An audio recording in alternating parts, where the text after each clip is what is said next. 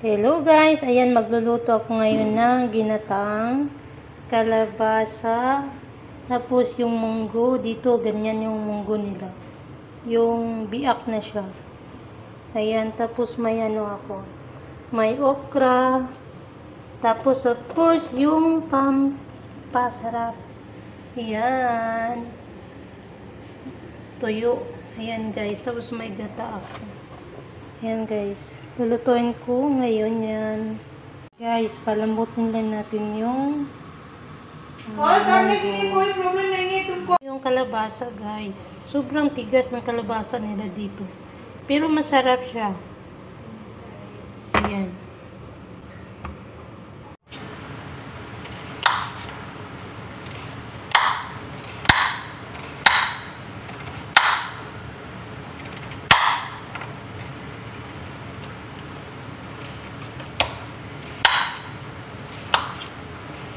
Yan guys, so kung sa Bisaya is labo kayo.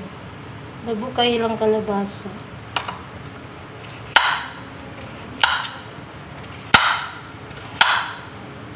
Kadami pala nito. Okay lang kasi magbibigay tayo sa kapitbahay mamaya. Ayan guys. So yung okra nila guys dito. Naka-freezer to siya. Kaya nilalagay ko siya sa tubig. Ayan. May maliliit. Kasing liit. Ayan. Ang liit. Okay, sino kayang nag-harvest nito? Pati ito, kinuha mo. Ito na guys, pero kulang pa siya ng lambot. Hindi pa siya masyado. Ayan. Ayan. Ito yung ginagamit kong gata guys. Powder siya. Ayan. Ilagyan lang natin siya ng tubig. Hindi ko na inano, tinatansya ko lang kung gaano kadami. Ayan. Lagyan lang natin ng tubig.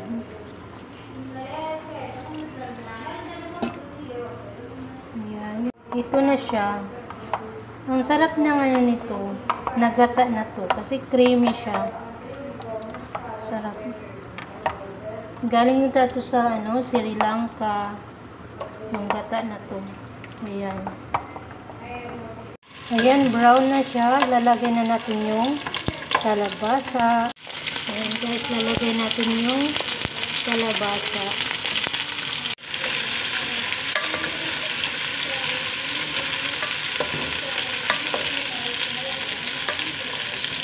Ayan guys, lalagay na natin yung okra. Ayan.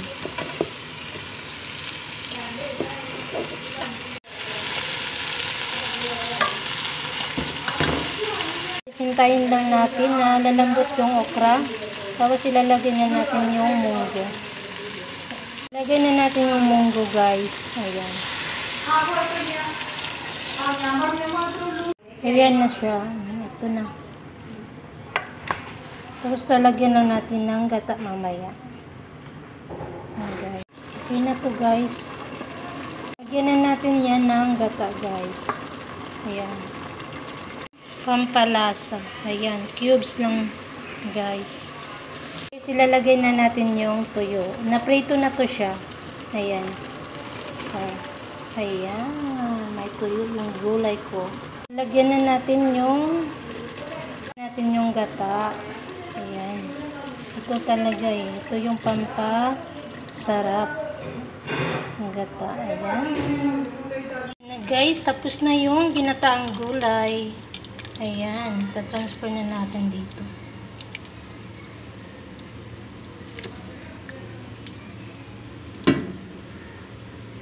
OMG, yan. Sobrang sarap nito. Mapa extra rice, charot. Ayan guys. Ito na ang final.